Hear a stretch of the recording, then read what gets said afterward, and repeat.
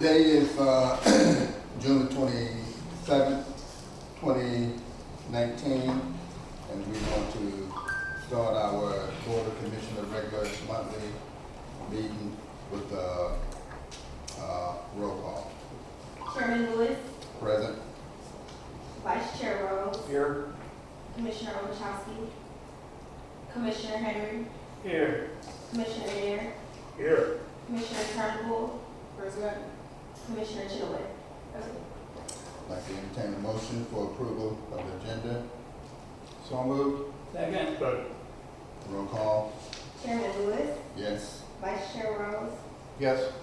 Commissioner Henry. Yes. Commissioner Adair. Yes. Commissioner Turnbull. Yes. Commissioner Chilwell. Yes. Last call for public comment on agenda item only. That's the Pratt.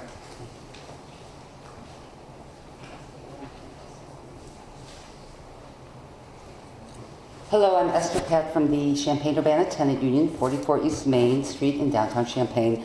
I'm passing out a visual aid to explain what I'm talking about. It's about one piece of the administrative plan that I jumped out at me and I wanted to share it with you. There's a proposed change to the minimum rent requirement and based on years. Now, when I first looked at it, I just screamed because it looks like people have to, from year 1 to year 3, their income has to go up more than 36%. Who could possibly do that? And it goes on and on and on. But then I thought, oh, somewhere you factored in the increase, the annual increase in minimum wage. That's why this is happening. Otherwise, it would make no sense. It would just look like you just try to kick people off. So then I sat down and started figuring it out, and I decided to type it up for all of you because I see where you're going with this. You want people to work more hours, but there is a real problem with the way it plays out. Partly, and of course we don't know what's going to happen with this annual increase in minimum wage. Whenever minimum wage increase has been proposed before, people say, oh, jobs will be lost.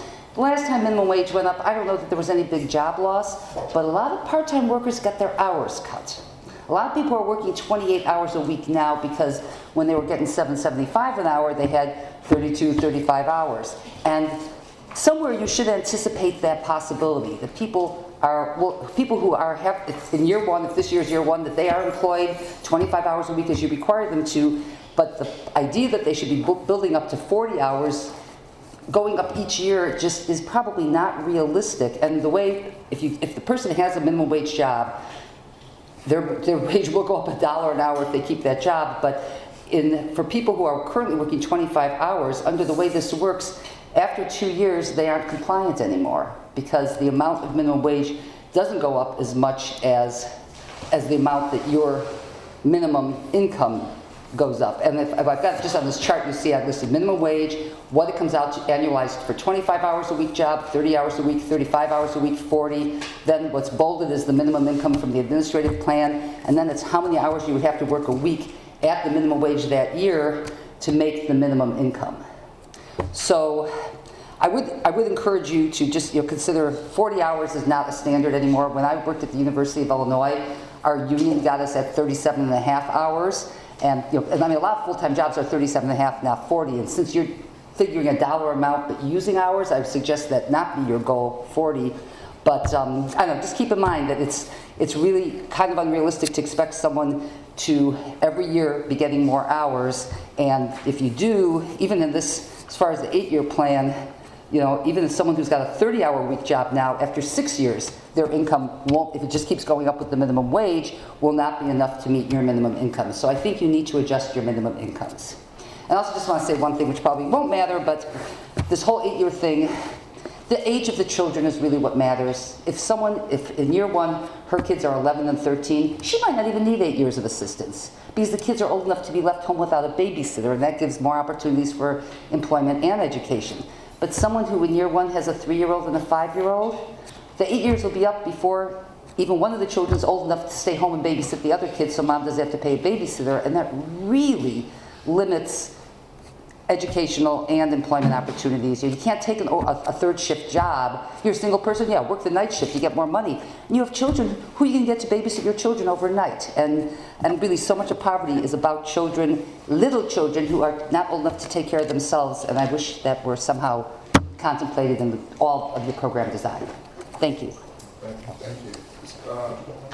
Just for clarity, because it came up, so it's on the agenda for the approval of the admin plan, but it's only your approval to post it for public comment, not for approval. So your comments will be noted in terms of part of the public comment. And it's posted, it's public comment made, and then sometimes there's suggestions made to it based on some public comments. So I appreciate you making that. Thank you. New business, we have anybody else? Public comment on the agenda item only? If not, next on the item, we have 7 resolution.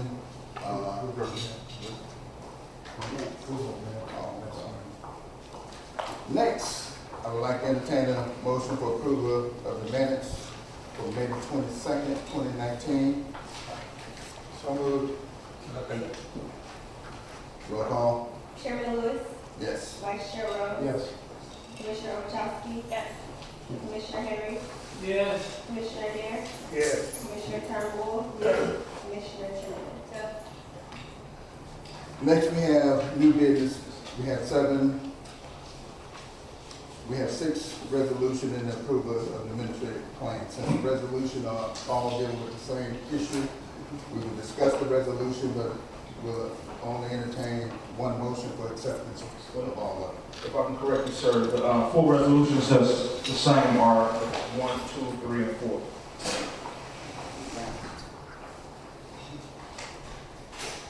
And those resolutions dealing with moving forward with our projects that we receive tax credits for.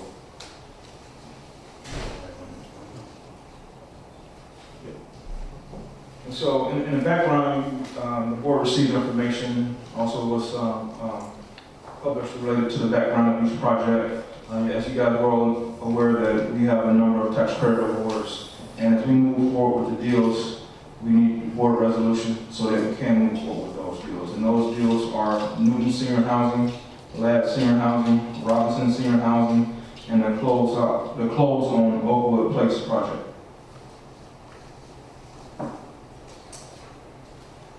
No questions from the board?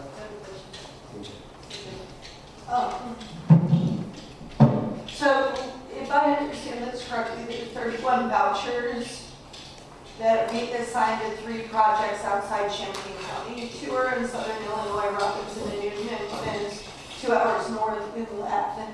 So, and I've spoken to David before this, but I have a follow-up question. So I understand these developments are outside our county, but they bring in flexible non-HUD revenue to our county. So I get that benefit.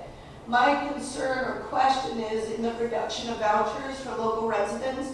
So I just want, if you could talk through how you ensure the new revenue which we receive from these investments is used to expand the number of units here locally. Does that happen, or is it more that we lose units and we get money to do other things with? Like how do we serve more people here locally with those dollars? I feel like the public would. I've gotten a few questions about this because it's outside Champaign County. I think it would just be helpful if we explain to the public what that looks like. Yeah, so again, we're being a move to work agency. HUD gives us a block grant, and that block grant, normally we have an allocation of so many vouchers. So I use round numbers. Say HUD say we can have 100 vouchers.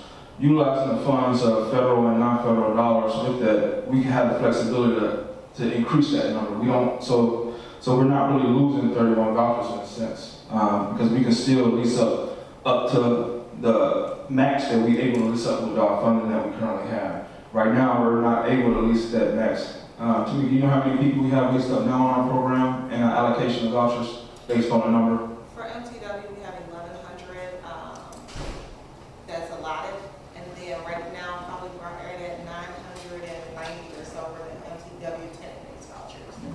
So.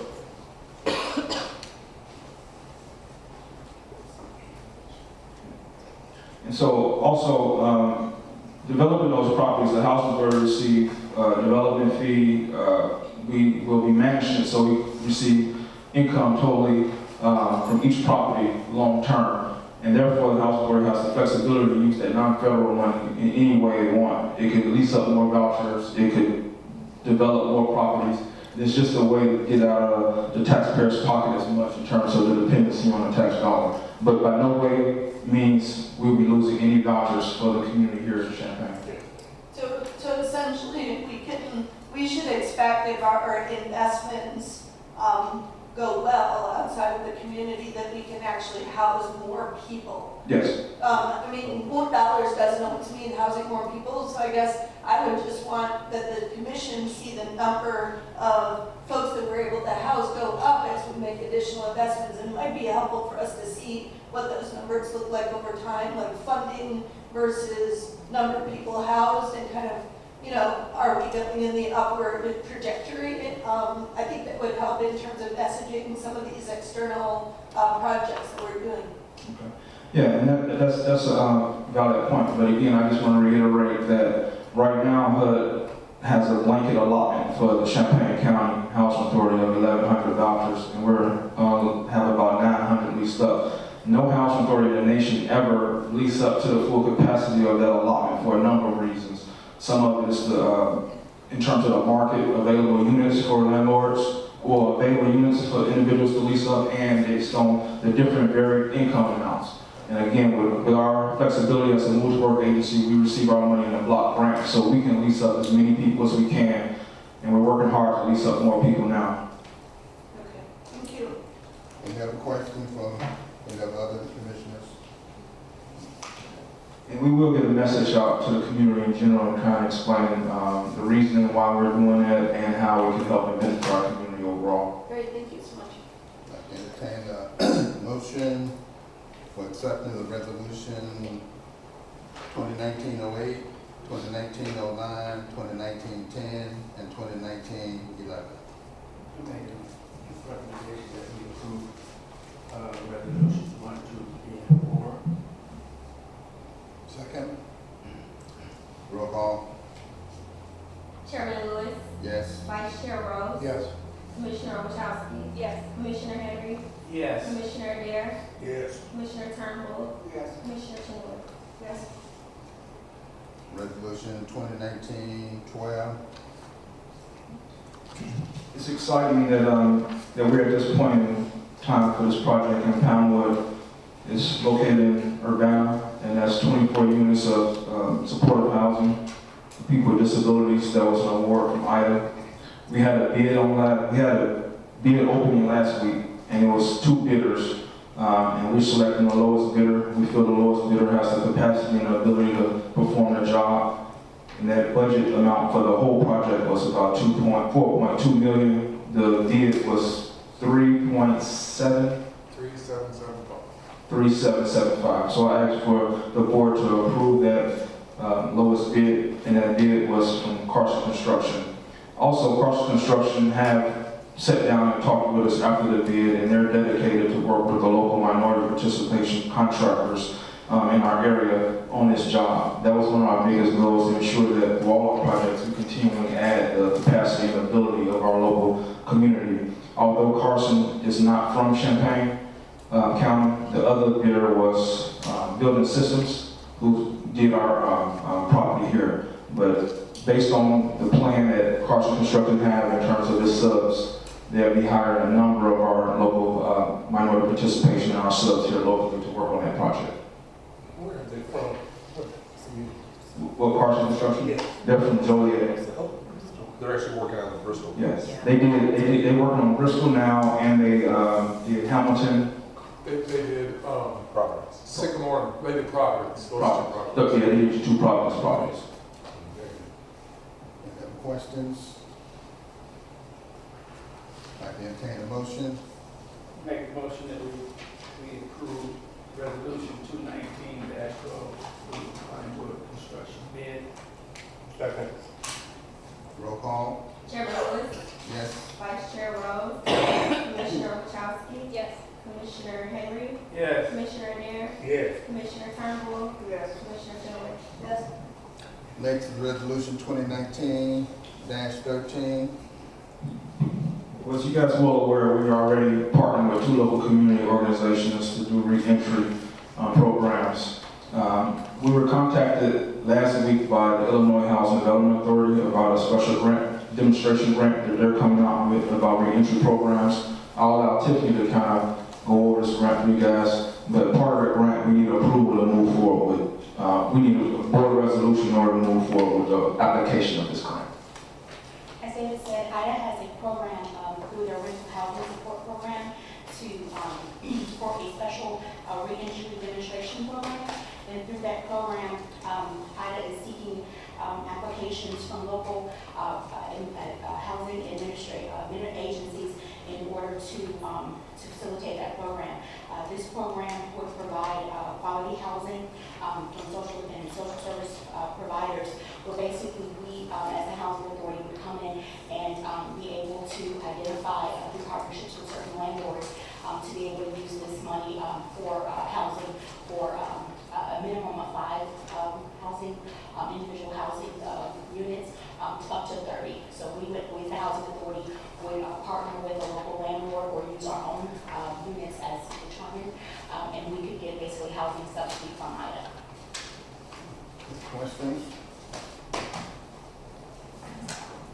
Would this link up with the local service providers that we've already been in contact with to address some of the reentry housing in the community? Well, we're in the process of, we got a meeting with IDA coming up where they want to walk us through it.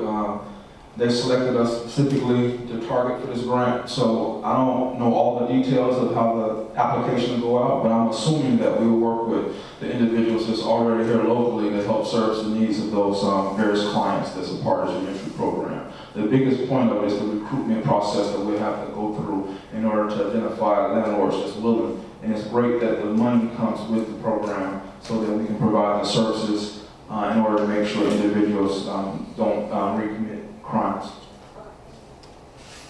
No questions? I'd like to entertain a motion for approval. I'll move resolution 29-13, approval to apply for reentry demonstration program. Second. Roll call. Chairman Lewis, Yes. Vice Chair Rose. Yes. Commissioner Ovechowski. Yes. Commissioner Henry. Yes. Commissioner Adair. Yes. Commissioner Turnbull. Yes. Commissioner Chilton. Yes. Next on the agenda is approval of the 2019 administrative plan. Again, I just want to add that the plan is being approved by the board to submit for public comment. It's not finalized. We posted for public comment, we receive those comments, then we review it, and we may make changes to it based on some of those comments or some of the concerns that the community or board members or other organizations may have. So this is just supposed to be for public comment posting. I just have first a process question, and I just had 3 things I wanted to raise with the commission. But the process question is, since this is my first year with the Moving to Work plan, in October we approved the Moving to Work program. At that time, I raised some concerns related to what Ms. Pat brought up today, and was told that this was by Cindy Herrera, that at a meeting, that the numbers were kind of fuzzy, and that we would come back, and that any changes to the Moving to Work program would come to the board. But then there were changes that were made kind of administratively, and there wasn't a vote. So I guess my process question is, since the admin plan is syncing with the Moving to Work plan, is this our opportunity to address some of the things in the Moving to Work plan, like the income requirements? Or is it that simply the admin plan has to mirror the Moving to Work plan, and we're just syncing those 2 things up? So the admin plan has to mirror the Move to Work plan. So when the board approves the Move to Work plan, which is done annually, and we want to make any changes to that plan, we can do that. We'll start that process pretty soon, around August. We'll be ready to submit that. But the Housing Authority hadn't had an approved, updated admin plan since 2015. So our goal was to work hard and make some of those changes. Again, some of those changes that we wanted to make was about allowing individuals, for example, we changed the process for individuals don't have to work before they get on the program. Until the admin plan is approved, we really can't start that process. So it's a number of items that we have to get taken care of. It took so long for the housing authority to get to this point because it was just so lengthy. We had to go through the plan in and out, and Tiffany and Tamika did a great job, and Robin and Patricia did a great job going through helping us bring us to this point here where we can have a public comment on it. Okay. So it sounds like there's opportunities, whether it's in the administration plan or the moving forward plan, for us to consider some items. I think the first thing, which I know is specifically acting plan, it's not moving to work plan, is, and something I brought up with David and working with the Housing Rights Coalition. As you all know, the city of Champaign met Tuesday of this week to talk about the denial of housing to people with particular criminal convictions. It was a lively conversation. There's not a final vote, and we're certainly not the city of Champaign, but I think it's important to note that in the city of Urbana, we prohibit discrimination in Urbana based on conviction status because Urbana believes that we do not punish people for past behavior who have already been punished by the criminal justice system.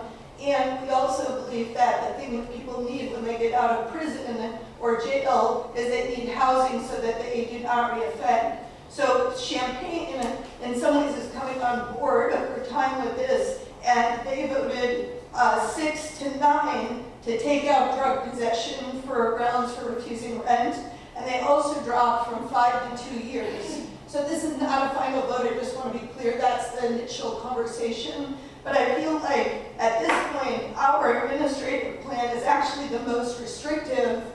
It goes above and beyond what the two cities have. And so I would like to see it, and because we have a month to talk about this, I guess I just want to put it on the table for the commissioners, that the Housing Authority of Champaign County should change its eligibility policies to provide fair housing rights to all applicants with criminal conviction records, except when HUD rules require a public housing authority to reject an applicant due to a criminal record. I feel like we should just sync up with the city of Urbana, where I have been appointee and representative, but also with the HUD regulations. And I think that I actually think this is the safest approach forward, because we understand now, having looked at the dynamics of reentry, that it's really important, one, that 50% of people who get out do not reoffend after getting out. So 50% of people are basically discriminated against, potentially based on this. And then if that 50% who do reoffend could meet their needs, what would that look like in terms of our safety? I also want to point out that drug use is higher amongst white individuals than African Americans nationwide. And yet in Champaign County, 2 out of 3 people in Champaign County jail for drug possession are African American. And 80% of those who go to prison from Champaign County are African American, whereas African Americans only make up 13% of the county. So I really think that by us continuing to use this, to allow the screening process, we are basically replicating a gross disparity, and we're integrating it into our program. I do not think that's our intention or the intention of any human sitting at the table. I just want to be clear. I really trust this commission, but I think that this is a kind of legacy from the Housing Authority that we really should look at, and we should open up that book. And it's time. And we're looking at it as a nation. We're looking at it even in the city of Champaign. And I would just welcome the commissioners and all the experience, Chief Adair with you as Chief of Police in Urbana, Reverend Lewis with you working with your constituents in your church, and the various folks at the table, Linda who represents the tenants, like for us to really consider that it's time for the Housing Authority to change this. And for us to basically just get in line with HUD and not try to make additional screening requirements. The last thing I'll say is that if someone comes and they do something that puts someone in harm's way, that is when we take action. So based on the behavior of the person who has gotten out, if they do something to harm a person, if they're doing things they're not supposed to do in our properties, I absolutely 100% support us taking action to make sure that our properties are safe. But I don't believe that we can actually predict current behavior based on past behavior. And so I would really like us to consider this in our administrative plan. I would like to speak on, I think right now, Reverend Lewis, what is that? Is it 2 years before you get on, come out of prison? What is it? We had 3. 3. Okay, we probably could revamp and revisit that because that's quite a long time. As Danielle was saying, some of the people getting out of prison, 3 years is quite a long time. That should be revisited.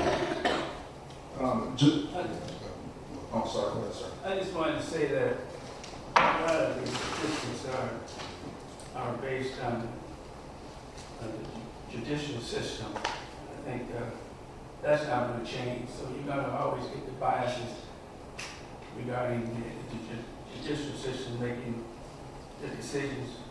But the thing that I wanted to stress is that I was always under the impression that the work going forward,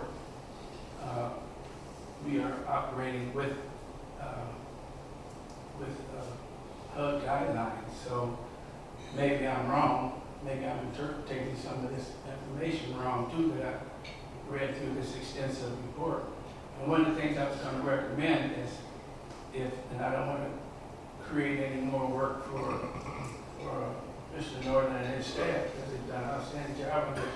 But if you can make some kind of correlation between some of the key points in your report and draw that out and draw the key points out, maybe the controversial points out that kind of filters through the community and people have raised those concerns about, and maybe have one column with addressing those issues and how your views or the housing authority views on it, and maybe that can maybe solve some of the issues that have been brought forward. Well, I'm going to be doing a survey with the residents with different questions, and then I will bring it back to the board. I plan on doing that within the next month or 2. Well, that's very important, the residents, but there's a greater community in the Champaign area too that needs, and a lot of the concerns are coming from them. So I'm thinking, one hand as a commissioner, I'm thinking that we've empowered, Mr. Northern and his staff to look at these issues. So if there's some issues in this 100-page document that needs to be scrutinized a little bit more, I'd like you to take those out and share with the board. We've got a whole month how you addressing these issues and then have a summary. One of the things that I've asked Mr. Lord to share with the group is that we have to be in compliance with HUD policies. We have compassion for a lot of things, but we cannot violate the law unless you get the law changed. We'll be operating in the law. And so I just want to add, and I'll let Tiffany add a little also. We did take a close look at our policy in terms of screening, and we tried to change our whole mindset. It wasn't a screen out policy, it's more of a screen in.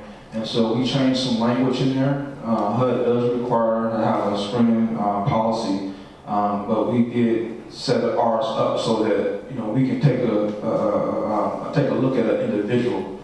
So saying that if 4 people committed a crime, 3 of them was able to be rehabilitated, and 1 may not have been, those 3 will get a chance. That one that does not follow the guidelines in the right way or whatever may not get an opportunity right then.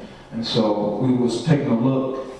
We lessened the amount of time that we had in terms of screening for us having committed a crime or whatever. And then also if somebody, the policy is that if somebody apply and they fall within that screening guideline of a criminal background, they would get a review, and then we can sit down and discuss the situation, figure out whether they're working to not get letters of recommendation from the parole board or whatever in order to help them along that process. So we did move a long way than what we were, and I know we still probably have further to go, but we are making some good steps in trying to make that come to fruition in that way. And I know Tiffany, you have to add something. Yes, I was just going to say that I applaud the city of Urbana and the city of Champaign for being progressive. because a lot of times that we're getting that kind of aggressiveness from the communities. And when we were looking at that, from a housing industry perspective, we thought we were being pretty lenient in comparison to what history has done in the housing industry overall.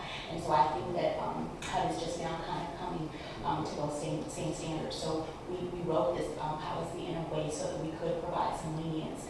And so maybe that is something that we can go back and look at. We weren't as open-minded as maybe we thought, but it was to allow for some of that. But overall, in the housing industry, this is pretty lenient on standards because there are options to kind of look into the case a little bit deeper, each individual case.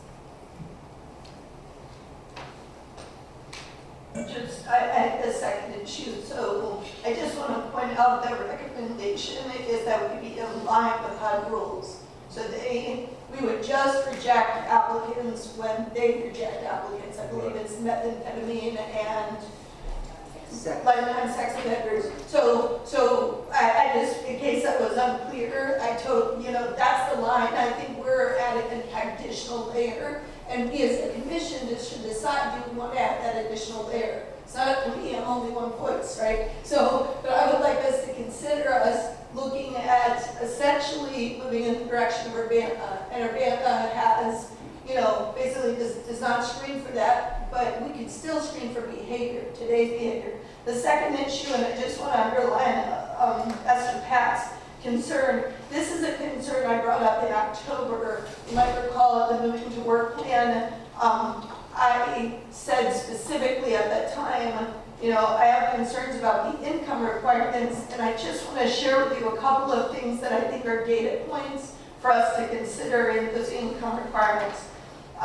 The first is, and Esther showed this, that after 2 years, someone who cannot increase their hours because either they cannot get a second job because they have children at home, which is oftentimes what happens, or if their employer will not give them additional hours, would be non-compliant after 2 years. So we're talking about kicking people off that currently would be eligible. The second is, the goal of this is very admirable. We want people who get a subsidy for, say, 8 years, to at the end of their period be able to live on their own and not come back, right? We want that. The issue is that in the city of Champaign, 72% of renters, I'm not talking housing authority renters, I'm talking all renters are rent burdened. In Urbana, that statistics is 63%, and I can get you that data. Our office has been crunching data around precarity, around housing. So you're basically saying that in Champaign, the city of Champaign, at the end of 8 years, our people are supposed to make up that 18% who are not rent burdened. They're supposed to somehow be part of the elites of Champaign. That doesn't make sense to me. It does make sense for me to look at how can we help people become self-sufficient, but what we're looking at is essentially numbers that I think are untenable in this. And as Esther said, although we have seen, and we're going to see an increase in the minimum wage, I think we're going to see a decrease in hours.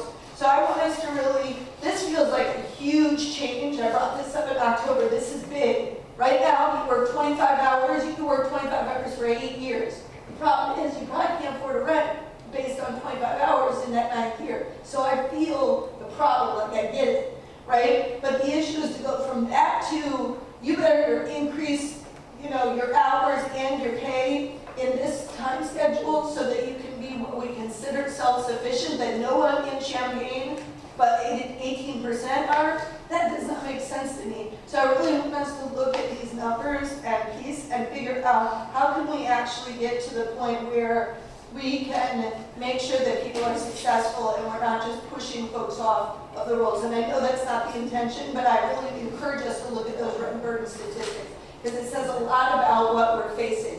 We are a rent burden county.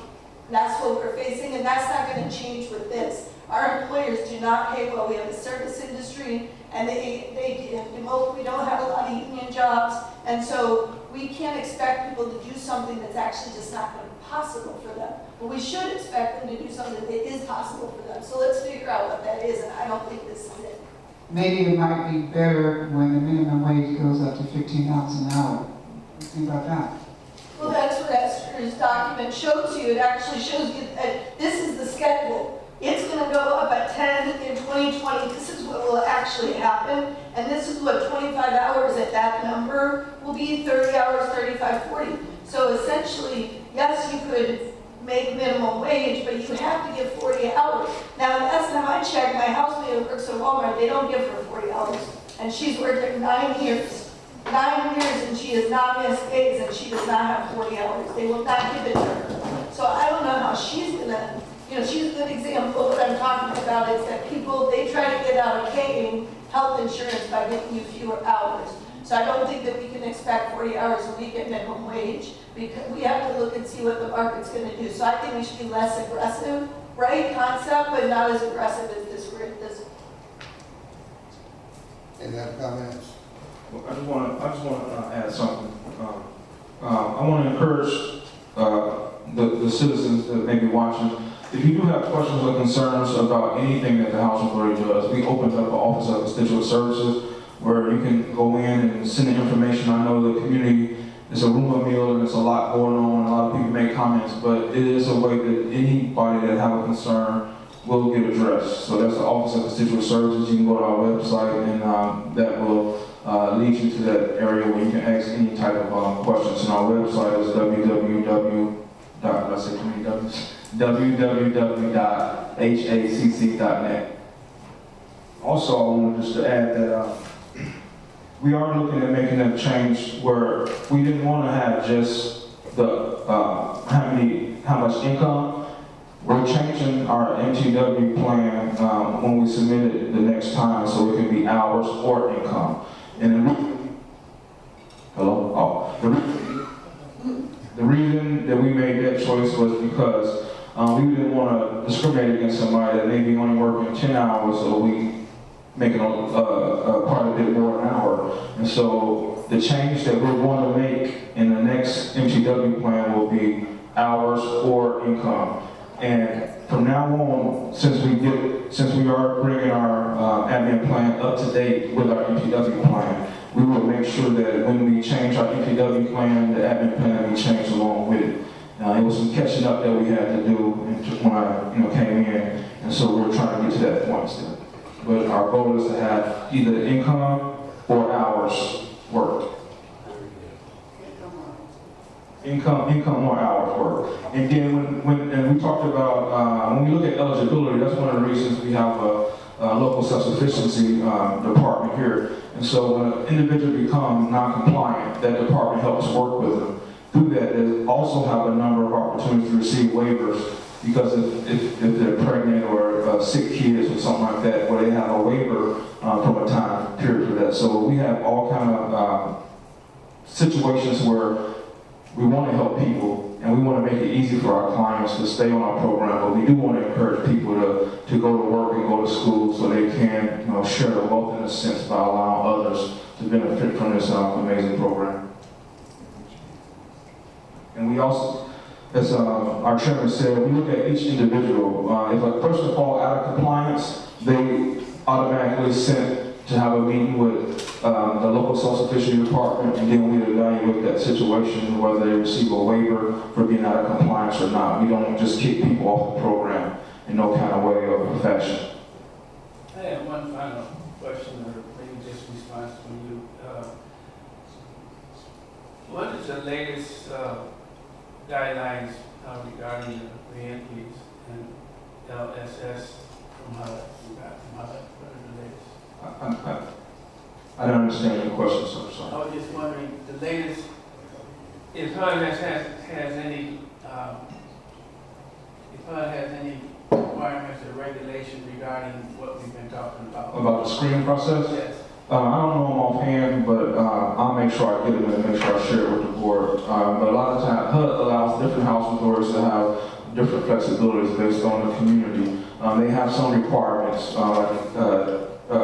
Commissioner Chairman mentioned earlier. They require individuals that was prosecuted for producing methamphetamines in public housing. It's a lifetime ban, and the individuals that's a lifetime required lifetime sex offender that they're banned from public housing programs. Any other situation, it's a screening process that we have to go through.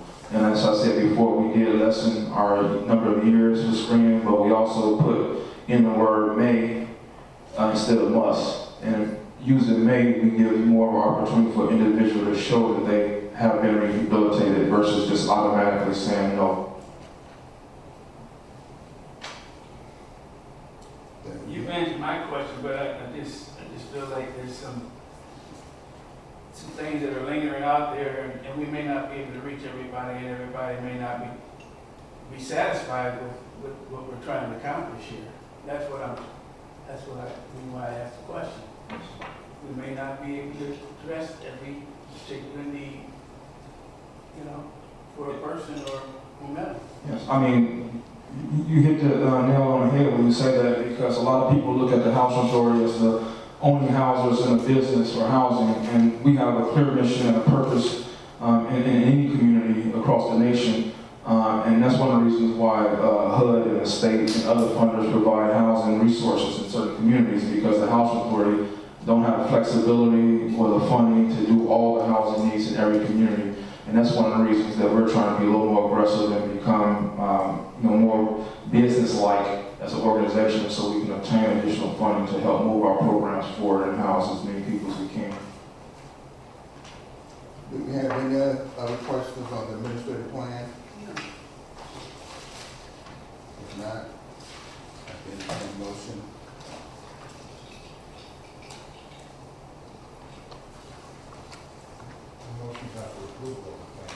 The motion is for the posting of the plan for public comment.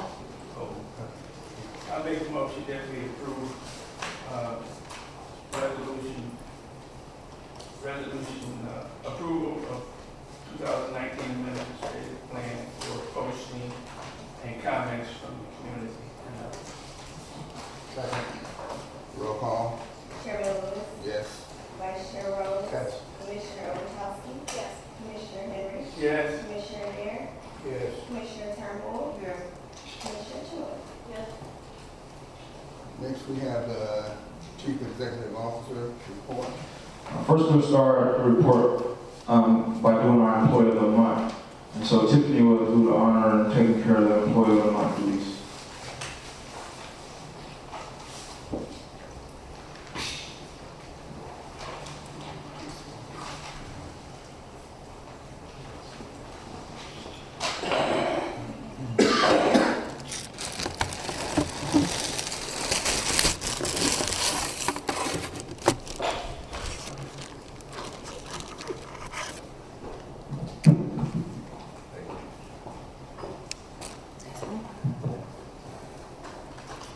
This month, for Employee of the Month, we have Parisha Carter. We know her in the office as Paris. Paris is an outstanding worker in our Housing Choice Voucher Program. She is a Housing Choice Voucher Specialist. Her colleagues and the leadership team voted for Paris to be Employee of the Month. Paris does a great job getting the participants processed, and she is very knowledgeable in her position. And she always greets you with a smile. Here you go, Paris. Thank you. Congratulations. Thank you.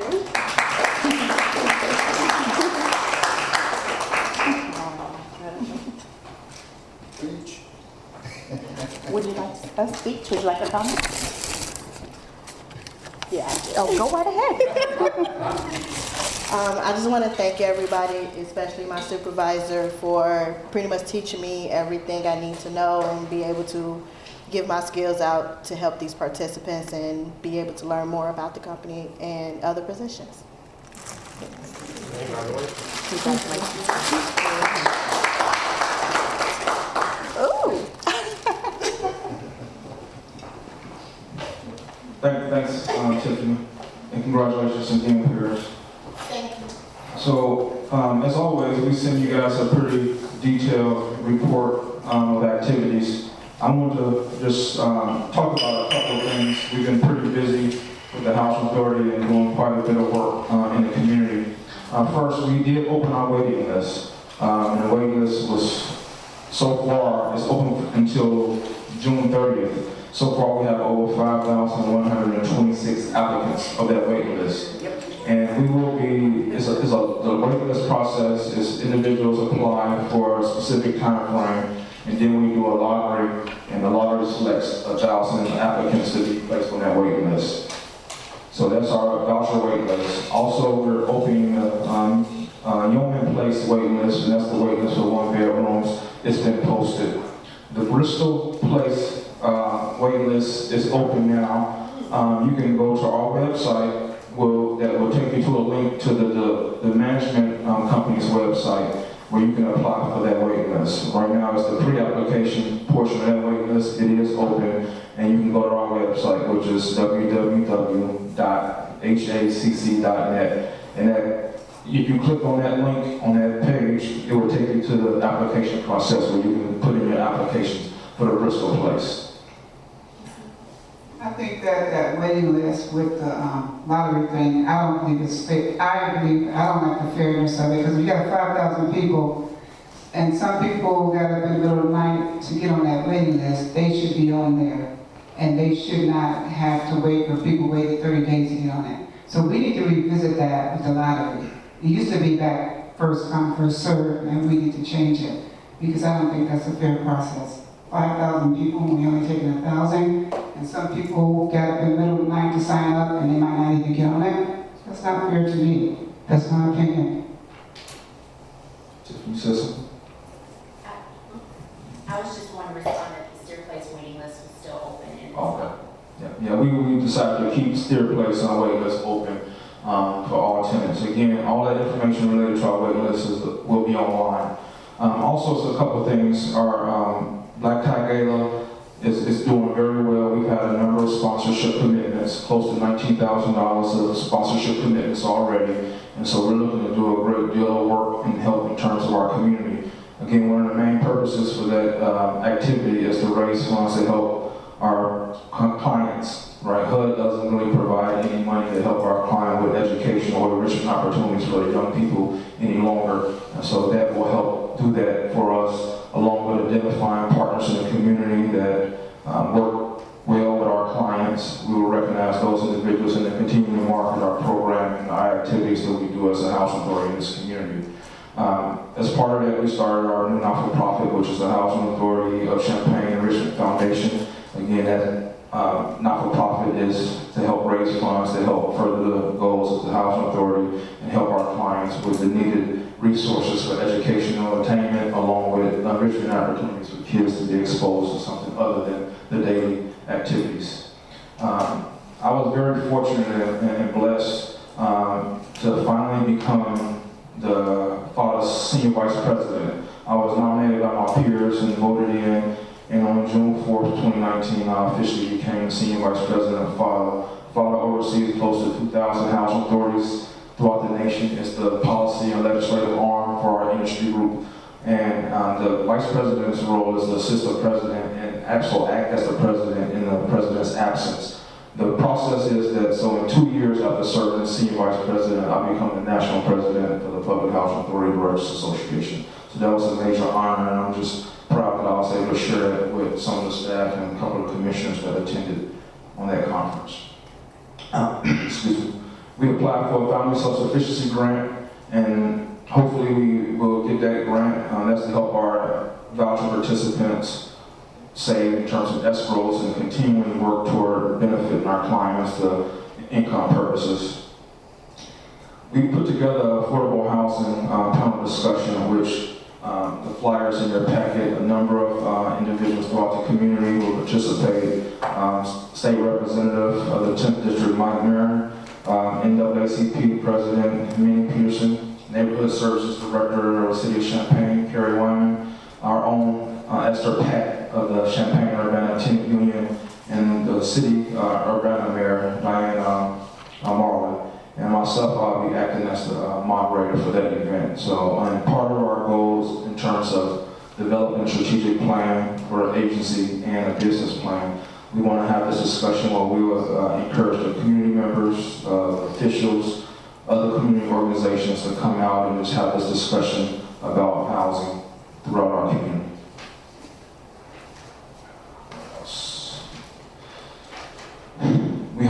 training this past week where a number of our staff members was trained in procurement in Section 3. Section 3 is where we work with helping clients or participants in the community to get jobs or obtain opportunities to work with our contractors. So a number of our staff members was trained in procurement, which is the purchasing process of the housing authority along with Section 3.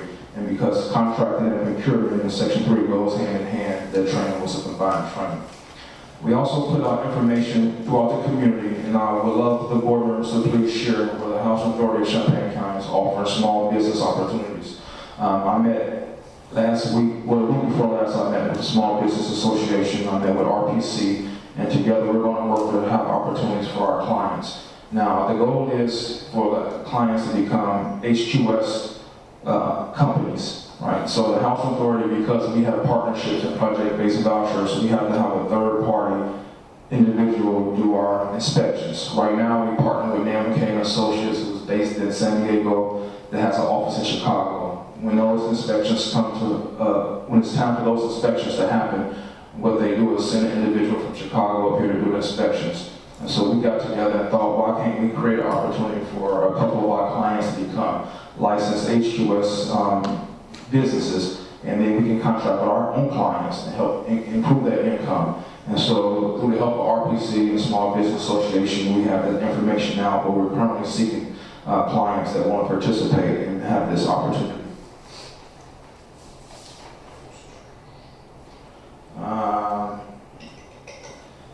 Lastly, I just want to mention that we did receive 4 awards from NARO, and if you can see the far back, this packet was at your desk right here, just kind of a description, and then when we send this information to NARO, they'll post it so individuals can see what the programs that we received awards of excellence from. NARO is the National Association of Housing and Redevelopment Officials. We received 4 awards. One is for the development of the Manor at Prairie Crossing, and it's also nominated for a National Award of Excellence, along with the Mercy Family Shelter, which is nominated for a National Award of Excellence. And then Art Therapy Program is an Award of Merit, and the Electronic File Conversion was an Award of Merit. So I'm just happy that our staff and our community members, we got together to provide this opportunity for our clients and our community members, and then we've been recognized for those efforts by one of the major industry groups. Tonight, tomorrow, and Saturday, I will participate in an activity called Crossroads. It's an anti-racism 2-day intensive training throughout this community in Champaign. I'll be attending those sessions and bring back information to our staff so that we can continually work toward eliminating racism throughout our programs and throughout the community in the various programs that we operate here. This Friday, I'll be participating in a panel discussion about HUD's rule related to immigration. Right now, HUD's policy, the workshop is called Advocacy Workshop. It'll be at Lutheran Unistic Church, 309 West Green Street in Urbana. It's Friday, June 28th, 11:30 to 1 p.m. There'll be an active discussion about how to fight HUD's destructive proposed rule, saying that immigrant families aren't able to be housed on public housing or multifamily, any HUD assisted programs. Right now, the policy is that if anybody that's a member of the household is a legal American citizen, even individuals that's not citizens can be housed, but they have to pay their own portion. Right now, when we ran our statistics here in Champaign County Housing Authority, we have no individuals that meet that definition, so we have no prorated households. And so HUD has made a big effort to actually fight against that. The housing industry is fighting back in terms of saying that it's another unfunded mandate and it doesn't meet the purposes that it's intended for. Right now, it's a small amount of individuals that receive housing that may not be immigrants, but we pay no money for them. They have to pay their own portion of that of the household rent. No subsidies are allowed. Only thing that's allowed is they can live in that unit. Also, I provided the board members with a statement that Father asked most housing authorities to do. I hope you guys get an opportunity to read it. plan on releasing a statement, and that statement is the official statement about HUD's mixed status proposed rule, and that's what we'll be talking about at the discussion on Friday. Lastly, we have a teen summit. We call it a Teen Summit 2.0, where we're going to get together and discuss how to stop gun violence in our community with teens. We also want to have an opportunity to teach them some etiquette on how to eat at the table, at a professional table. It'll be a great activity. We have a number of people that decided to help us with this activity. If you're online, if you're on a TV watching this and you're one of our participants and you're interested, please go to our website. The information is on our website. All the participants will be served dinner along with hearing a number of good speakers about how to keep gun violence out of our communities. And that's a lot, and that's all I have to say at this point, unless any commissioner have any additional questions related to the report that was provided. Next, we'll have our departmental reports, and we'll start with one minute at this time. Who's first? The operation report, John, right? John's first was the development report, and he may also talk about Pinewood a little and the bid process that we went through. Okay, good afternoon. Some of the information here is a little out of date. We have to turn this in fairly early, but Bristol's advancing very well. Phase 1, everything's framed, and I'm finished work in Phase 1. Phase 2 is all framed. All the houses are framed, and probably by today they should be done in Phase 3 framing. So the target date is to start leasing up in Phase 1 in September, I believe, and I think we're right on target with that. The Haven, our project, we have one of the 12-unit supportive housing buildings is up, rough-ins are done, and they're starting to drywall. The second supportive housing building is framed. They put the roof on the last couple of days. So that's moving along. And then for the 3-story senior building, we have a foundation. It should be completed. They were filling today so they can start with the utility plumbing rough-ins and that sort of thing. And all the walls to frame that are there for the first floor. And we're right on target. We're right on schedule with that project. All of these, the out-of-town developments, we're processing the tax credit awards. There's a due diligence period and some things that need to be done prior to closing on those. And for Pinewood, we're very close to closing on that grant. That's an IDA grant for that development. In fact, we have things done. They canceled the call today. There was one today at 2. Nobody had any issues or questions, so that's going well. And that will be the next thing that we'll be starting. We'll meet with the general contractor, which is Carlson Brothers, and as we said earlier, they're doing the work at Bristol Place, so they're very familiar with the minority and Section 3 participation, and they're very good at that part of the project. And that's pretty much it, unless you have a question. Anybody? Any other questions for John? Jim. Who's going to supervise the construction activities in out-of-town locations? That would be me. Okay, you'll be doing all that. Yeah. I can be 6 places at once, no problem. Thank you, John. Thank you.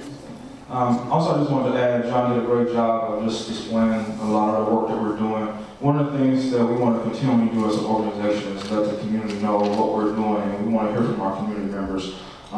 Earlier this week, we put out a notification called Did You Know about the Housing Authority and how we stimulate the local economy. I just want to read it just briefly. I encourage individuals that have questions to go to our website so they can see this information. But our current budget is nearly $18 million. We assist close to 2,000 families throughout our program.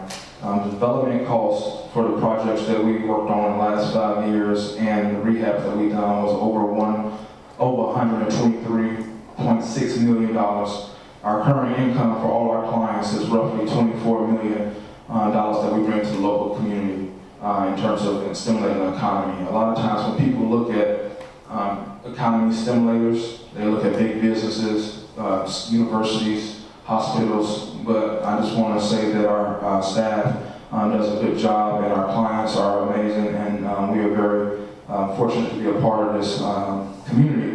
But we are part of the big income generating aspect of this community also. And I think I'll put this at each one of the board members' seats so they can have that information. I have one quick question I have about that now. What are the plans for finishing up outside and landscaping, et cetera, on this facility? We did the rough grade and put up the parking lot lights today. We're looking at maybe if we can save a couple dollars at the end. Mr. Northern had some ideas. Maybe the agronomy department, if you allow something, could help us with the landscaping. A couple items were in flux because we have some things that are in flux here. So that's part of the delay. And the very last nightmare on this project, when we were digging for the parking lot lights, we started digging up debris that had been dumped at some time in the past, so we had to redesign the foundations, which meant going through the whole plan review process with the city. So that takes basically a month. That's where we're at. So grass and some trees is about all I got left. Okay? Thanks. Mm-hmm. Thanks, John. Next, we have the MTW report. Tiffany. Yes. So as David mentioned a little bit earlier, we're beginning to work on the process to start the planning for the next MTW planning process. So that should start about August. For the LSS program, as David also mentioned, is the program who is responsible for the compliance for the MTW vouchers. In our LSS program, we currently have 570 households. With head households and adult members, that's about 766. We currently have 30 families that we're working on with them meeting the 90-day compliance period. We have 15 families that are working with job training. David mentioned earlier about some of the waivers that we have. We do have families who have student waivers who are working on their GED and who are attending university. We have 483 that are employed. We do have about 40 individuals that have medical waivers. And we have about another 46 that are have waivers because they're disabled. We do have some exempt households based on, there's families that have exempt household members. We have some 13 families that are sole caregivers. We have 25 families who are ages, we have 25 individuals who are age 18 who are exempt because they're in their senior year of high school. For the past month, we've had no terminations, and we have about 23 referrals to the LSS program. The LSS program right now is working to be ready for when this admin plan changes, so that we can be ready for when the eligibility requirements change. We will be working with more families as they come onto the program who are not working. So we're bracing ourselves for the added caseload for those families. And that's all. Yes, ma'am. Quick question. So the LSS program, this maybe shows my ignorance, but if there are 46 folks who are disabled, is LSS basically referring to the folks who are either in project-based or tenant-based vouchers who are required to be involved in the community, in the moving to work program? And I guess it would be helpful for me to understand how disabled members, participants who aren't able to work at any time, how they fit in this picture. And maybe this will just help educate me in looking at, like, is it that 46 of all of our people are disabled, or is it just the people in LSS, and then why are disabled folks in the LSS program? I'm confused about their position. Without looking at each individual person, it may not be a permanent disability. Okay. So these are folks who at some point might be involved in the Move to Work program, but right now they're considered exempt or disabled. Yes. So whereas folks who are disabled where we can verify a permanent disability, they would not be in the LSS program, right? That would be, Yep. okay. Sorry to cut you off. Any individual that's 55 and up or permanently disabled, they're exempt from the MTW program. And what Tiffany, you was correct on that, is that temporary disabilities, it may be broken arm or leg, or I think being pregnant or something. Anything that they can get a waiver for, having surgery, being hospitalized, having a situation where they can't work. So those are individuals that currently have waivers that's required to be a part of the MTW program, but we give them a waiver for certain situations. So you're saying that people that's 55 are not supposed to be working? If they want to work, they can work, right? Well, yeah, they can work. They're just not required under the MTW program's restrictions. I'm just saying, yeah. I can't see nobody start working until they're about 70 if they can't walk or something. So does that mean that if there's 2,000 households served, that only 570 of those are moved to work? So this is 1,100 move to work vouchers, and so there's 1,100 that are just moved to work, and so out of those 1,100 households, there's 570 families that are in the LSS program that we're working with.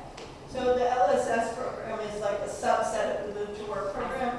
I see Tanika shaking I'm her sorry. head. So this is well, Tamika's report coming up soon too, so she can get a follow up on it. But this is how it works. And so the only people that you're hearing about in the report of the LSS is individuals that have somehow been not compliant. So LSS It's like probation or something. well, see, that's the one thing we did. We did work on changing. Before LSS only punished people in a sense. It seemed like it was for bad people. So if you're not compliant, you go to LSS and we kind of work with you in order to help you get compliant or figure out why you're compliant. That's when the waivers come up. So, yeah. And so now we're trying to, from what Tiffany mentioned, when we allow individuals to come on our program and not have to work for the first 6 months or be compliant for the first 6 months, they'll be referred to LSS when they first come on the program. And they'll start working with them to figure out where they want to go to school at, or help them look for jobs with our community partners. Thank you for that clarification, Bridget. I'm still trying to get my bearings with the LSS and the MTW and mixing into that. Yeah. She started confusing me. I'm like, what is this program she's talking about? Tiffany will clear up anything that you did on the report, if you don't understand.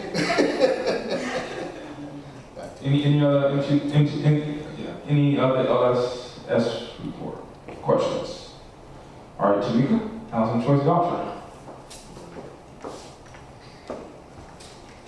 Not much has changed from what's already in the report. I just want to add that the mainstream vouchers, we are at 17 that have units occupied or they've leased up. And then also our current balance on our wait list is 165, and that 71 of those are the moving to work vouchers from the 2016 wait list.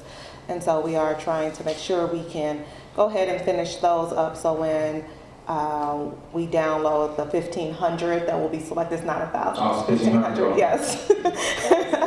It's a team effort, right? Yeah, it's 1,500. From those 5,000 or so, we'll be able to successfully go ahead and get started with those. We're not hoping for any delays. And so that is all for the updates from me. Any questions about Tamika? No LSS question for her. But you know where the 1,000 figure came from? I have no idea. Tiffany. 1,100. No, the 1,100 is our For current. the waiting list, a lot of it. Oh, Tiffany wanted to put 1,000, only do 1,000. I said 1,500, so I was a little more generous. 5,000, you should have said 2,500. We didn't know at that time how many would actually apply. That's why you need to cut it off, because it's not fair anymore. So yeah, it'll be 1,500 that will be randomly selected. And will you contact everybody and let them know either they're like placed on the waiting list or if they're on it or not based on that lottery? So the way that we've been advising everyone, they get a confirmation number once they apply. So once they hold on to that number, those that have, once they're selected, or if they are selected, that 1,500 we're trying to work on an Excel spreadsheet so that we can just post onto our website. And so they see their confirmation number, they'll also see their rank. And so if they're not on the rank with their confirmation number, they know that they would not have been selected. So what date do you notify people they're selected? We do not have a definite date yet. That's what we're working with 10 Mass and our software system for that. But it won't be until sometime in July, hopefully, since the last day is not until June 30th at 11:59. I'm sorry? Emails and something? Email. Again, because we're trying to go more paperless, we are trying to just utilize our computer, the website, to post everything. But if some people are not computer lit and they're not able to do that, so how would they know? They're going to call, but trying to send out 5,000, that would be an expense as well. Maybe we should, they probably will start calling at a certain time, to know if they're to start calling until they just book out. Right, yeah, and a lot of them have already started calling as well. And so, yeah, we're already prepared to have many give us a call as well. I would really encourage you as you're putting that up onto the website to make sure that there are really clear instructions for people to find out. Because I think, especially folks with disabilities and other people who might not be really internet savvy or savvy with spreadsheets and all this, that they might feel that because they filled out the application that they are like absolutely on the list, and then sort of disregard future waitlist openings, thinking that they're there. So that would just be my Right, no, we understand. Yeah, and a lot of them that have some of the disabilities and things, we have also helped them along with the whether the pre-applications and explaining the processes for them and making sure that they understand the confirmation number. And then we also will always allow them to give us a call, and we can, let them know one way or the other if they're included on that wait list. Yeah. And so we do have our computers working in the lobby, and a number of individuals, as Tamika stated, came and wanted help, and we was able to assist them with that. So if anybody's watching, once we post the information related to who made it to the waiting list, if they call or come, we'll help them, assist them in terms of making sure they know whether they were on the waiting list or not. I think in the future that when we do that and we get a certain amount in the thousands and we only take so many, we need to do a cutoff. And also, I want to revisit a vote on not the lottery and first come, first serve. Thank you. Before we move to the affordable portfolio report, I just wanted to mention, when Tiffany was giving her MTW report, there's a number of items that we wanted to change in terms of our activities. And so we were making an adjustment to our report because we have those scattered site units, some in good condition and some in not so great condition. After we opened up the re-entry programs, there was a number of other programs or not-for-profits throughout the community that came looking for opportunities to partner with the housing authority. And so we are putting out another request for letters of interest to work with us on various programs. A number of programs already expressed the interest, like Cunningham Children's Home. They applied for a grant to have a runaway house, I believe it was. And so we're looking at trying to work with them. Also, we partnered with the University of Illinois and wrote a healthy housing grant that we utilized one of the homes with. So we'll be having a notice go out, I think later today or Friday, requesting letters of interest for individuals that may be organizations or not-for-profits to work with us on these homes that we have. We still have an additional houses out in the scatter site program. Rob. Speaking of the scattered sites, I actually just got the last set of keys back today, so we are 100%. So part of our RAD conversion, we eliminated the scattered site housing program. So we provided each participant that was currently housed tenant protection voucher, and what Robin was saying is that the last family moved out of the homes, and so we have all the homes empty and vacant at this point. As far as the affordable property managers report, not a lot of things have changed. Maple Grove, we did have 4 vacants, and the leasing specialist is actually processing 4 applications for that right now, today, so they should be moving in there very soon. Of the outstanding rent charges for Oakwood Trace, all but about $1,250 has been collected, and $750 of that is for an eviction that the tenant has asked the judge for a bench trial, so because she doesn't think she owes as much as it says. So that'll be sometime in July. I attended the Champaign Good Neighbors meeting on June 7th at Town Center Apartments, and they talked about litter reduction on North Prospect, since we're going to have our property, the Haven, right there. People taking carts and cart returns and beautification projects along the main corridors and walkways.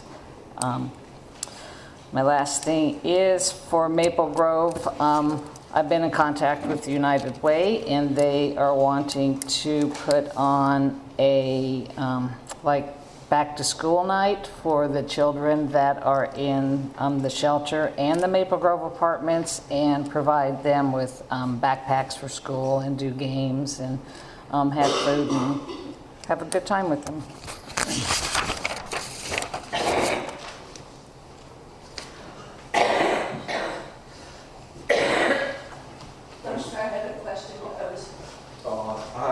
I didn't know how to ask that question by interrupting. No, it's okay. I just had a question. It's going to be my squeaky wheel question, which is 13 vacancies in Providence at Thornberry and Sycamore, which has been an ongoing issue the entire year and a half I've been here, and I know you all are working on it, but it's just really painful to watch that every month after month. Can you describe to me the issue? I understand that they're not on the bus line. Get that. Is it that the tenant selection criteria is too high? And why is it that we're paying for 13 vacancies for empty apartments at these locations? And what can the commission do to address this other than going to the press, which I'm very close to doing, and like having them come with me to Providence and Thornberry and Sycamore and talk about how many months of rent we paid at these locations without them actually putting people in housing, and how many people we have homeless in this community who could be in these houses. So could you please explain to me what progress is being done on these properties? What Commissioner Chenoweth brought up was something that I've been working on, and the staff's been working on since I got here, and I think we're coming to the conclusion that we did talk to the management company, and we told them if they didn't have the ability to manage it correctly, then we'll recommend they find a management company. We're in partnership with that development. So, it's a win-win or lose-lose for either side. And so they did hire a new regional manager. He was an ex-HUD administrator, and I think ex-HUD regional administrator out of Region 4, the Atlanta region. So he's been doing a really good job of working with them now in order to improve that. But the board members already did a great job in terms of allowing us to change that policy to allow individuals that's not working. The biggest barrier right now is that people are not compliant, so they can't get on the program. There's been a number of individuals that names came to the list, and then are you working 25 hours a week? And it's no, well, you can't move in. And so when we get our admin plan approved, that's going to eliminate that issue altogether. That's super great. And my question is that we don't have open wait lists for those. So is it that there are wait lists and they're just not processing them? Or what? I hear that a lot of people aren't working and therefore they don't qualify. But if we have a wait list of thousands for our properties, is it the case that they're not processing that wait list to move people in to find people who would fit that criteria? Or what? Do we know what the status of that wait list is? Do we maintain the wait list internally? Yeah, they have a wait list, and just so everybody know that we have a quality control person that audit their files, they wait list, and make sure they follow the rules in the right way. And again, the biggest barrier they have right now is individuals are compliant to the MTW program, which we did change that policy, and we hope that, there's no hope, I know that it'll eliminate the process. I mean, the issue of having vacancies with that problem. One of the other issues that the management company, the development that Mr. Miller mentioned, stated was that there's a number of fair market units in those complexes as well, so they're not subsidized. So also finding families to come in that are not needing the subsidy to reside there. But those units are not counted here, correct? No. These are the units under contract, which I believe are just the project-based units. Okay, I just wanted to check. I mean, I would say if I were you, I would go knock on the door of one of these supposedly vacant units, and I would like to know if someone answers the door. That's what I would like to see. Because I believe that there is if I was in a criminal element, I would accept the payment from the housing authority, and I would also rent to someone in that property. I would not let that apartment stay because I would get the money for that apartment. So I really think that we need to look into are those actually vacant apartments? Because they have been vacant for so long. There have been so many vacant for so long. We haven't had an open wait list but once in this last year. I just have questions about ethics. But I'm here, I'm willing to trust the process, and in a couple of months it's full, but if it's, otherwise I'm going to go knocking on some doors because I don't really trust this situation. So you're saying that if it's not full in a couple of months, you're going to go knock on the door? I think the housing authority have in their rules and regulations where they do routine inspections. So that issue is not. We can't totally protect every aspect of wrongdoing, but it is some measures that we have in place to help with that area. We look at utility bills. If there's nobody standing there and the utilities are high, it's an issue. Water's being used and all that kind of stuff. So we have inspectors go out also, and so we have our methods to ensure that, as much as we can, no wrongdoing is going related to that. But I agree with you, that's a major issue for me, and that's why we went toward moving that policy, lessening the restrictions of individuals that can come on our program. Okay, Patricia, the RAD portfolio. Anybody have any other questions? Good afternoon, Commissioners. As of today's date, we only have 2 vacancies at Washington Square, 1 vacancy at Yeoman, and 1 vacancy at Hayes. So after we get those leased, we'll be at 100%. Now, as far as tenants' accounts receivables, as you see, we're steadily declining every month. Those outstanding balances that weren't paid at the end of May have now been paid at the beginning of June. Now, as far as Hayes Homes, no worries. It looks like it's jumped up. Well, that is actually an outstanding maintenance charge. And we only had 3 people in the month of May, and their total rent amounts was only $491. So if you have an outstanding maintenance charge of $105, it seems like that's a lot. But that's all been taken care of as well. The work orders are being done in a timely manner. Some of those work orders have already been done. Some of them were generated at the end of the month, and some of those work orders were vacancy. We call vacancy, VFW's vacancy fix-up work orders. As you see the changes in far as the wait list, that's because some of the wait lists were open and some of them were not. So that's the end of my report. Do you have any questions? Thank you. I just want to add, we had a few citizens inquire about a situation that was going on related to Columbia Homes. A couple of residents passed away. 2 residents passed away over a 6-month time frame. And a lot of rumors was going out. I did send the commissioners a follow-up and let them just show what we did as a result of that. We went out and did inspections and checked the properties. We have the health department coming over. John sent his people out and checked all the gas and everything. Both of those deaths was ruled as natural causes, so there wasn't no harm done in terms of that. Some of the citizens was upset because it took 5 days for the housing authority to find the bodies of the deceased. And our properties are independent properties in terms of individuals. Our management team don't go knock on doors constantly. Now, it's sad that individual was in the home for 5 days before anybody, not just the housing authority, but anybody was able to identify that they had passed away. And so we're encouraging our residents to, be good neighbors and talk to each other. But we can only control so much that's related to that. We can't force neighbors to deal with other neighbors if they choose not to. So again, the Housing Authority, our deepest condolences to both of those families, and we did take it serious. But we can only do so much as an organization to have that safeguard from that.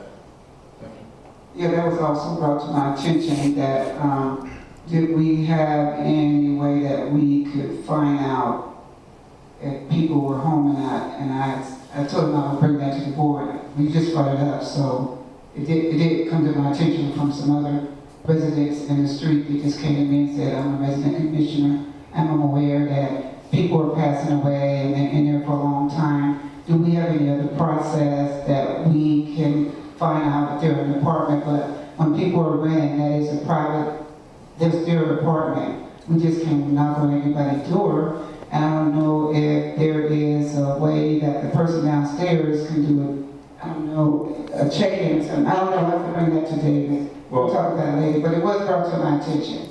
I just want to reiterate, it's very challenging. As we reported, we deal with close to 2,000 families or households on our various programs that we own and operate. We have a total of 38 staff at different positions. There's only a few staff that's working in affordable or the RAD programs out of that 38 staff members. And anybody passing away and being left in there in any home at any amount of time is sad. And I just wanted to reiterate that, a lot of people came to the Housing Authority thinking that something was wrong with our units. 2 individuals passed away, 2 individuals in our elderly housing passed away 6 months apart. And it was a crime in the community related to that. So we tried to put rest to that by communicating correctly the information that was put out there. And not just the Housing Authority in terms of didn't locate the deceased within 5 days. And one of the questions I asked to the individual that called me is that you guys didn't locate them either. And so, so we just want to encourage everybody to check on their loved ones and have people have good neighbors. And how it's really hard for us to go around and knock on doors daily to check if somebody is ill or deceased. But I hope that we can do a better job of working as a community and being good neighbors to help in that effort. I think that's a good idea.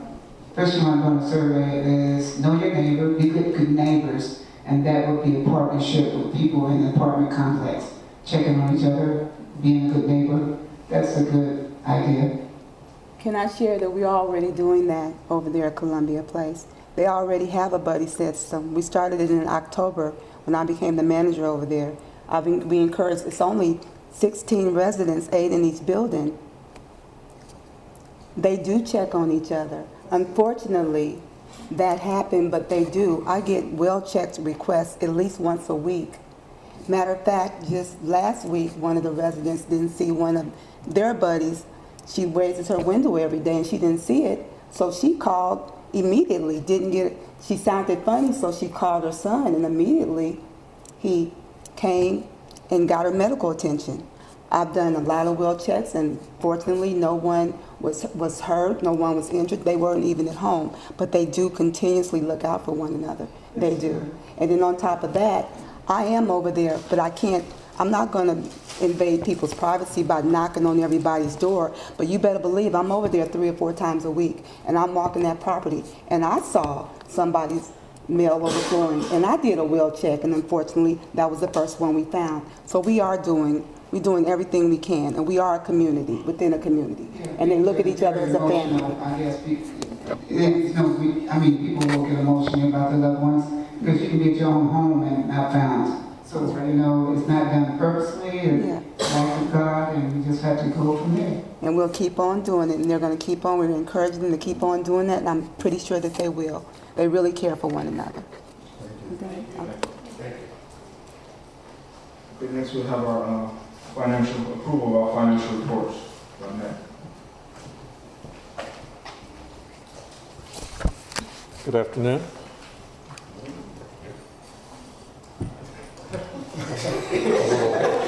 A little different. All right.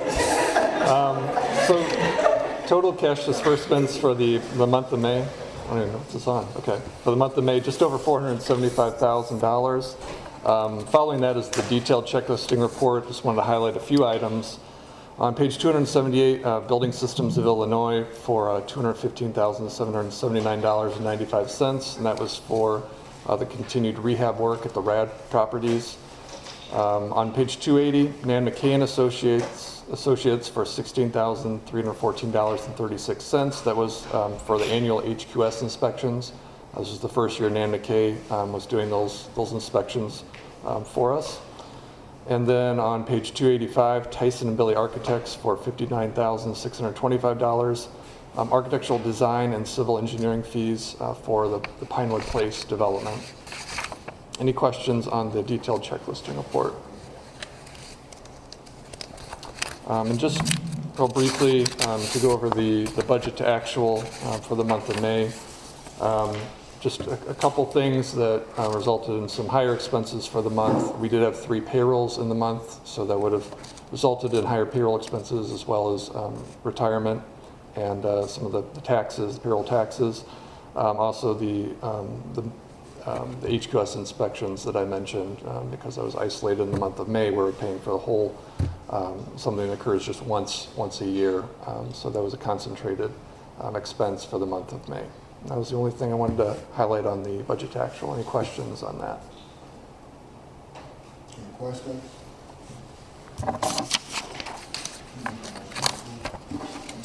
Like to entertain a motion for approval? I make a motion that we approve the financial report on May 2019 cash disbursements and detailed checklisting, and also May 2019 the budget to actual. Roll call. Chairman Lewis, Yes. Vice Chair Rowe, Yes. Commissioner Ovechowski, Yes. Commissioner Henry, Yes. Commissioner Adair, Yes. Commissioner Turnbull, Yes. Commissioner Chandler. Yes. Next is public comment on non-agenda items.